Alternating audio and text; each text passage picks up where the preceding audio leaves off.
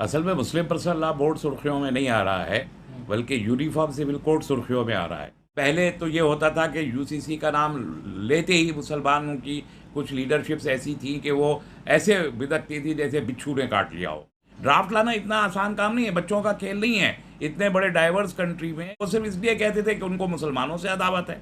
वो उसके बाद भारतीय जनता पार्टी बन गई 80s में, तब से अब तक उनके जितने इलेक्शन उन्होंने लड़े, हर एक मैनिफेस्टो में उन्होंने लिखा कि साहब एक यूनिफॉर्म सिविल कोड होना चाहिए। उनको मतलब नहीं मालूम यूनिफॉर्म सिविल कोड का, हिम्मत क्यों नहीं आज तक इनकी है। और अब आज सब जब 9 महीने रह गए हैं इलेक्शन में, तब इन्होंने फिर यूनिफॉर्म सिविल कोड का बुत जो है उसको छेड़ दिया। ड्राफ्ट है नहीं, कोई ब्लूप्रिंट है नहीं। आप किसको, और जब भी बहस होती है मुल्क में, जहां कहीं भी इस पे बहस होती है, मुस्लिम पर्सनल लॉ को लेके लोग गाली देना शुरू कर देते हैं। यानी वहां पर एक हिंदू को ये इजाजत है कि 25 साल की उम्र तक औरत को अगर बच्चा ना हो तो दूसरी शादी कर सकता है हिंदू, और 30 साल की उम्र तक अगर लड़का ना हो तो भी दूसरी शादी कर सकता है। ये कैसा यूनिफॉर्म सिविल कोड है जो आप गोवा गोवा गोवा चिल्लाते? वो भी पुर्तगालियों का बनाया हुआ कानून है। वो कहते हैं साहब 1000 बाजार जो है यहाँ पर नाजायज बने हुए हैं। अच्छा जी, लाओ 1000 बाजारों की फहरिस्त दे दो। साहब फहरिस्त तो है नहीं। क्या है मुस्लिम राष्ट्रीय मंच? क्या क्या चीज़ है? वो करते रहे तो उनसे पैसे लेता है, वो तनख्वाहिया है। वो एक ग्रुप जो जिसमें थोड़े से चंद नाम के कुछ मुसलमान हैं, उसमें कुछ दाढ़ी वाले मुसलमान भी उन्होंने इकट्ठे कर लिए। ज़रा पब्लिक में आए, मुस्लिम पब्लिक में आके खड़े हों। वो टेलीविज़न के स्टूडियो में खड़े होकर बात कर सकते हैं, वो अपनी पार्टी के दफ्तर में आके खड़े होकर बात कर सकते हैं। लोगों से कहा, जामा मस्जिद की सीढ़ियों पे खड़े होकर कहो कि हम जो है मुस्लिम पर्सनल लॉ को कटेल करना चाहते हैं। आए ज़रा ओखला में खड़े होकर पब्लिक में, जामा मस्जिद के बाहर खड़े होकर ओखला में कहे। जाए लखनऊ में, ज़रा लखनऊ की मस्जिद के बाहर खड़े होकर बोले। जाए ज़रा बेंगलोर की मस्जिद के बाहर जाके खड़े होकर बोले। जाए ज़रा भोपाल की ताजुल मसाजिद के बाहर खड़े होकर बोले, तब देखे कितनी हिम्मत है। हिंदू कोड बिल जवाहरलाल नेहरू 1951 में लेकर आए थे, और उसकी मुखालफत कांग्रेस के पंडितों ने की थी। बड़े बड़े हिंदुओं ने हिंदू कोड बिल की मुखालफत की थी, और सारा हिंदू समाज पीछे पड़ गया था जवाहरलाल नेहरू। तो यूनिफॉर्म सिविल कोड तो छोड़ दीजिए, उन्होंने तो खुद अपने ही हिंदू कल्चर, रीति रिवाज, रस्म को लेके जो एक यूनिफॉर्म एक कोड आ रहा था हिंदुओं के लिए, सिर्फ हिंदुओं के, उसको कबूल करने से इनकार कर दिया। लेकिन क्या सिखों ने कहा कि हमको यूनिफॉर्म सिविल कोड चाहिए? क्या ईसाइयों ने कहा हमको यूनिफॉर्म सिविल कोड चाहिए? अरे एक देश एक कानून, एक देश एक जबान लागू करके दिखा दे। कानून तो बहुत दूर की बात है, एक जबान का मुझे हिंदी को नाफिज करके दिखाए जरा मुझे कर्नाटक में। मुस्लिम पर्सनल लॉ बोर्ड एक सुर्खियों में आ रहा है फिर इसलिए क्योंकि यूनिफॉर्म सिविल कोड का मामला गरमाया है मेन स्ट्रीम मीडिया में। आप किस तरह इसको देख रहे हैं पूरे मामले को? यूनिफॉर्म सिविल कोड के बारे में आप क्या सोचते हैं? असल में मुस्लिम पर्सनल लॉ बोर्ड सुर्खियों में नहीं आ रहा है, बल्कि यूनिफॉर्म सिविल कोड सुर्खियों में आ रहा है। और ऐसा पहली बार नहीं हो रहा, ऐसा बार बार होता रहा है। देखिए, यूनिफॉर्म सिविल कोड होना चाहिए या नहीं होना चाहिए, सवाल ये नहीं है। और ये सवाल इसलिए नहीं है कि 70-75 साल पहले 1946 से 49 के बीच में इस पर बहस हो चुकी है। कॉन्स्टिट्यूएंट असेंबली ने बहस करके एक डायरेक्टिव प्रिंसिपल्स, हमारे तकरीबन 12 डायरेक्टिव प्रिंसिपल्स बनाए थे, जिसमें से एक ये था कि मुल्क में हुकूमत को चाहिए कि तमाम तबक़ात को इस बात के लिए आमादा करे कि वो आखिरकार एक यूनिफॉर्म सिविल कोड कबूल करने पे राज़ी हो जाएं। ये आर्टिकल 44 है, जो बहुत सारे डायरेक्टिव प्रिंसिपल्स में से एक है। उसमें यह भी है कि शराबबंदी पर भी हुकूमत काम करे, उसमें लेबर लॉस की बात भी है, और भी बहुत सारी बातें हैं। लेकिन मुख्तलिफ़ सरकारें मुख्तलिफ़ मौक़ों पर सिर्फ डायरेक्टिव प्रिंसिपल्स में से यूनिफॉर्म सिविल कोड की बात करती रही हैं। अब यूनिफॉर्म सिविल कोड पर होना चाहिए या नहीं होना चाहिए कि बहस तो निमट गई 75 साल पहले। अब तो ये है जिस पे बहस होनी चाहिए कि यूनिफॉर्म सिविल कोड क्या हो और कैसा हो।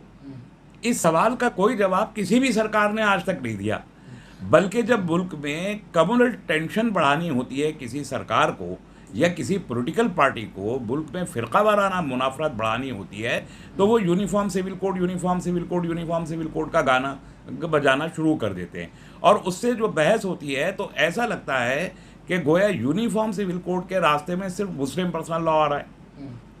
ये गलत है, 100% गलत है। Muslim personal law board uniform civil code के रास्ते में नहीं आता है।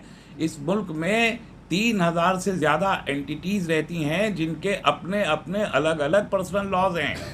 मिसाल के तौर पर आप नॉर्थ ईस्ट में चले जाइए, अभी मणिपुर जल रहा है बुरे तरीके से, 2 महीने हो गए। किस बुनियाद पे जल रहा है? इसलिए कि कुकीज़ के पर्सनल लॉज अलग हैं, ethnic values, cultural values, linguistic सब अलग है।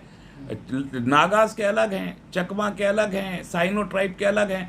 32 ट्राइब अलग अलग पर्सनल लॉ रखने वाले अकेले मणिपुर में रहते हैं, मेघालय में अलग रहते हैं, मिजोरम में अलग रहते हैं। पूरे नॉर्थ ईस्ट में सैकड़ों ट्राइब हैं जिनके अलग अलग पर्सनल लॉज हैं। ये तो मैं छोटी छोटी बात की। अब आप छत्तीसगढ़ में आ जाइए और आप झारखंड में आ जाइए, आप उड़ीसा में आ जाइए, सब छोटे छोटे ट्राइब्स रहते हैं। अब हमारी जो प्रेसिडेंट ऑफ इंडिया हैं मुर्मू साहिबा, इनका अलग एक पर्सनल लॉ कोड है। जिस सेंथली कम्युनिटी से वो आती है उनका अलग एक पर्सनल लॉ कोड है। क्रिश्चियंस का अलग है, फिर लार्ज लेवल पर देखें बुद्धिस्ट का अलग है, सिख्स का अलग है। वो सब के सब लोग इस सब पे आमादा हो जाएं, ये काम सरकार को करने का है, ये सरकार की जिम्मेदारी है। तो वो कोई ड्राफ्ट लेकर आए कि भाई ये होगा पर्सनल लॉ, उस ड्राफ्ट के ऊपर बहस पूरा देश करेगा। ये कम्युनिटीज़ जिनका मैंने नाम लिया वो कम्युनिटीज़ भी करेंगी, मुसलमान भी करेंगे, उनमें से एक हिस्सा है। ये सारे इस गाज मुसलमानों के ऊपर गिरा दी जाती है ना कि मुसलमान जो है इसमें सबसे पहले क्यों कोई रिएक्शन देता है? कि अभी तो चेंज हुआ है स्टैंड। अब पहले तो ये होता था कि यूसीसी का नाम लेते ही मुसलमानों की कुछ लीडरशिप्स ऐसी थी कि वो ऐसे बिदकती थी जैसे बिच्छू ने काट लिया हो। वो सूरत हाल ठीक नहीं थी, वो बिला, और उसी की वजह से इसको कम्युनल इशू बना के सरकारों ने जो है वो अपने इलेक्शंस जीते। लेकिन अब आके पर्सनल लॉ बोर्ड ने भी ये स्टैंड लिया है और मेरा ख्याल है कि वो बहुत मुनासिब है। हमारा तो शरिया से भी वो स्टैंड आया, वो मुनासिब है कि साहब ठीक है आप ड्राफ्ट लाइए, हम तो ड्राफ्ट पे बहस करेंगे। ड्राफ्ट लाना इतना आसान काम नहीं है, बच्चों का खेल नहीं है। इतने बड़े डाइवर्स कंट्री में जहाँ 3000 एंटिटीज़ अपने पर्सनल लॉस के साथ रहती हों, वहाँ एक कॉमन ड्राफ्ट लाना आसान काम नहीं है। तो ये बॉल सरकार के कोर्ट में होनी चाहिए कि वो कैसे इस पे एक ड्राफ्ट लाते हैं। तो ये मसला मुसलमानों का तन्हा नहीं है, मुसलमानों का भी है, तन्हा मुसलमानों का नहीं है। इसको खाली अपने सिर पे ओढ़ना। अब भारतीय जनता पार्टी है, भारतीय जनता पार्टी जब जनसंघ थी यानी 1958 के आसपास में, तब भी वो कहते थे साहब यूनिफॉर्म सिविल कोड आना चाहिए। वो सिर्फ इसलिए कहते थे कि उनको मुसलमानों से अदावत है। वो उसके बाद भारतीय जनता पार्टी बन गई 80s में। तब से अब तक उनके जितने इलेक्शन उन्होंने लड़े, हर एक मैनिफेस्टो में उन्होंने लिखा कि साहब एक यूनिफॉर्म सिविल कोड होना चाहिए। उनको मतलब नहीं मालूम यूनिफॉर्म सिविल कोड का। उनके लिए यूनिफॉर्म सिविल कोड का मतलब होता है कि मुस्लिम लॉ को ख़त्म करना। बीजेपी के लिए इससे ज़्यादा कोई मतलब नहीं है यूनिफॉर्म सिविल कोड का। तो वो लाते रहे। तो 6 साल वाजपेयी जी सरकार बना के चले गए, कहने लगे साहब हमारे पास तो मेजॉरिटी नहीं है, इसलिए यूनिफॉर्म सिविल कोड अब हमारा मुद्दा नहीं है जब तक हमारे पास मेजॉरिटी नहीं। भाई अब मोदी जी के पास 9 साल से मेजॉरिटी है।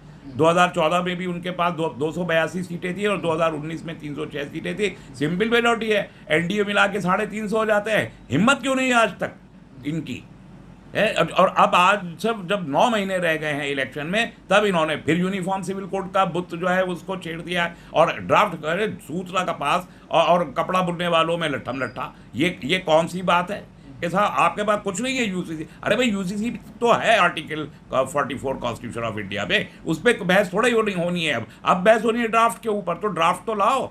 ड्राफ्ट है नहीं, कोई ब्लूप्रिंट है नहीं। आप किसको? और जब भी बहस होती है मुल्क में, जहाँ कहीं भी इस पर बहस होती है, मुस्लिम पर्सनल लॉ को लेके लोग गाली देना शुरू कर देते हैं और ये देखते नहीं है। आप देखिए गोवा में की मिसाल दी जाती है साहब, गोवा में है साहब यूनिफॉर्म से। गोवा में क्या यूनिफॉर्म सिविल कोड है?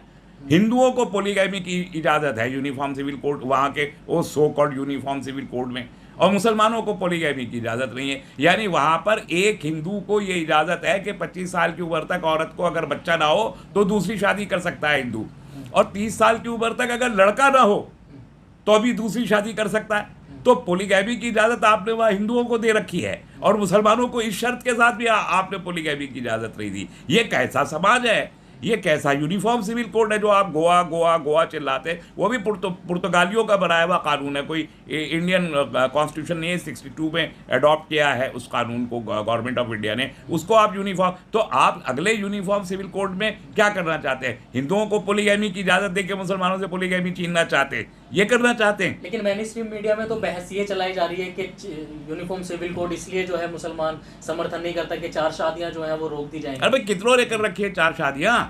कितनों ने कर रखी हैं 4 शादियां? तो कोई डेटा है? ये सरकार को तो अपोजिशन में रही है सारी उम्र, इनको तो सरकार चलाने का कोई तमीज़ ही नहीं है कि सरकार कैसे चलाई जाती है। इसलिए जब भी इनसे किसी चीज़ का डेटा मांगो तो कहते हैं डेटा तो हमारे पास है नहीं, है कि वो कोरोना के दौरान जो मजदूर पैदल हिजरत कर रहे थे उसमें कितने लोगों ने हिजरत की, वो तो कोई डेटा है नहीं। कितने लोग मारे गए, वो तो कोई डेटा है नहीं। यूसीसी उसमें जो आप सिटीजनशिप अमेंडमेंट एक्ट लाए थे साहब, कितने लोगों को सिटीजनशिप की जरूरत, वो तो कोई डेटा है नहीं। एनआरसी करेंगे, असम में एनआरसी करेंगे, वो एनआरसी हो गया, बोले नहीं इसे एनआरसी को तो हम मानते नहीं। ये कैसी सरकार है? इसके बाद कोई जो सरकार की सतह पर जो इत्तलात होनी चाहिए उस किस्म की कोई इत्तलात होती है, हवा में बात करने लगते हैं। उत्तरांचल में एक चीफ मिनिस्टर, इनका एक नौजवान लड़का चीफ मिनिस्टर है, ठीक है वो आदमी अपने आप में शरीफ है, लेकिन वो कहता है साहब 1000 मज़ार जो है यहाँ पर नाजायज़ बने हुए हैं। अच्छा जी लाओ 1000 मज़ारों की फहरिस्त दे दो। साहब फहरिस्त तो है नहीं। ये इस तरह की बात करने वाले लोग बिल्कुल ही ना तजुर्बेकार अनाड़ी लोग हैं जो सरकार में बैठे हुए हैं, इनको सरकार चलाने की तमीज़ नहीं है, और ये सिर्फ ये मौके ढूंढते हैं कि कैसे मामलात को हिंदू और मुस्लिम बना के कौम के सामने पेश कर दिया जाए और उसके नतीजे में कुछ वोट हासिल कर लिए जाए। मेरे नज़दीक ना ये कम्युनल इशू है और ना ये चुनावी मैनिफेस्टो का इशू है, ये एक सीरियस इशू है जिस पे गवर्नमेंट को एक सीरियस एफर्ट करने की ज़रूरत थी। और यहाँ ये बता दें कि जो एक एफर्ट इसी सरकार ने किया था, 2016 में सवालनामा लाए थे, 2018 में 21वें लॉ कमीशन ने, जो इसी सरकार ने कॉन्स्टिट्यूट किया था बीजेपी की सरकार ने, उसने सारे देश से राय लेने के बाद जो राय दी, जो रिकमेंडेशन दिया सरकार को, वो बहुत अहम है। उसमें उन्होंने कहा कि uniform civil code is neither required nor desirable, ना उसकी कोई ज़रूरत है ना उसकी कोई ख्वाहिश है मुल्क के अंदर। ये अभी कहा 5 साल पहले 2018 में 21वें लॉ कमीशन ने कहा, और उसने ये भी सजेस्ट किया कि उससे ज़्यादा बेहतर ये है कि वेरियस कम्युनिटीज़ के जो पर्सनल लॉ है उनका कोडिफिकेशन किया जाना चाहिए। ये मशवरा दिया। तो अब आपने उस मशवरे को तो रिजेक्ट कर दिया, उस ओपिनियन को भी जो आप ही का बनाया हुआ लॉ कमीशन था उसको भी आपने रिजेक्ट कर दिया। 2023 में आपने नया लॉ कमीशन 22वां लॉ कमीशन बना दिया, उसके ज़रिए एक सवालनामा फिर जारी कर दिया, अब फिर कौम उस पर बहस करती रहे। तो ये एक सियासी खेल है, एक गिमिक्री है जिसके ज़रिए मुल्क के मुख्तलिफ समाजों के अंदर टेंशन क्रिएट करना सरकार का मकसद है। इसके अलावा यूनिफॉर्म सिविल कोड की मुद्दे की कोई हकीकत नहीं है। मुस्लिम राष्ट्रीय मंच जो है वो हिमायत कर रहा है इसकी, यूसीसी की। क्या है मुस्लिम राष्ट्रीय मंच? क्या चीज़ है? वो करते रहे। अरे वो भारतीय जनता पार्टी का पिछलग्गू पेड एक टोला है, उनसे पैसे लेता है, वो तनख्वाहिया है। वो एक ग्रुप जो जिसमें थोड़े से चंद नाम के कुछ मुसलमान हैं, उसमें कुछ दाढ़ी वाले मुसलमान भी उन्होंने इकट्ठे कर लिए। ज़रा पब्लिक में आए, मुस्लिम पब्लिक में आके खड़े हों। वो टेलीविज़न के स्टूडियो में खड़े होकर बात कर सकते हैं, वो अपनी पार्टी के दफ्तर में आके खड़े होकर बात कर सकते हैं। मैंने तो कई लोगों से कहा, जामा मस्जिद की सीढ़ियों पे खड़े होकर कहो कि हम जो है मुस्लिम पर्सनल लॉ को कर्टेल करना चाहते हैं। यही MRM का सदर कोई भी हो, पता नहीं कौन साहब है वो, लेकिन वो आके ज़रा जामा मस्जिद की सीढ़ियों पे दिल्ली की खड़े होकर ऐलान करें कि हम पर्सनल लॉ बोर्ड को यहाँ ख़त्म करना चाहते हैं। आए ज़रा ओखला में खड़े होकर, पब्लिक में जामा मस्जिद के बाहर खड़े होकर ओखला में कहे, जाए लखनऊ में ज़रा लखनऊ की मस्जिद के बाहर खड़े होकर बोले, जाए ज़रा बेंगलोर की मस्जिद के बाहर जाके खड़े होके बोले, जाए ज़रा भोपाल की ताजुल मसाजिद के बाहर खड़े होके बोले, तब देखें कितनी हिम्मत है। क्या MRM लगा रखा है? कोई हैसियत नहीं है, कोई औकात नहीं है, कोई तादाद नहीं है उनकी। वो बीजेपी के पेड वर्कर्स हैं, उनकी बात को क्या अहमियत देना है? मुसलमान कैसे समझे फिर? दाढ़ी टोपी तो दिखाई दे रही है ना, लेकिन वो तो सबको पता है ना कि ये कौन बिकाऊ माल है। तो बिकाऊ माल को सब पहचानते हैं, ऐसी कोई बात नहीं है। जो माल शीशे के शोकेस में सजा हुआ हो उसको सबको पता होता है कि ये बिकने के लिए यहाँ रखा हुआ है। अगर मान लीजिए 1% यूनिफॉर्म सिविल कोड आता है तो क्या हिंदू इसको कबूल करेंगे? भाई हिंदुओं ने तो यूनिफॉर्म सिविल कोड तो बाद में छोड़ दीजिए। हिंदू कोड बिल जवाहरलाल नेहरू 1951 में लेकर आए थे और उसकी मुखालफत कांग्रेस के पंडितों ने की थी।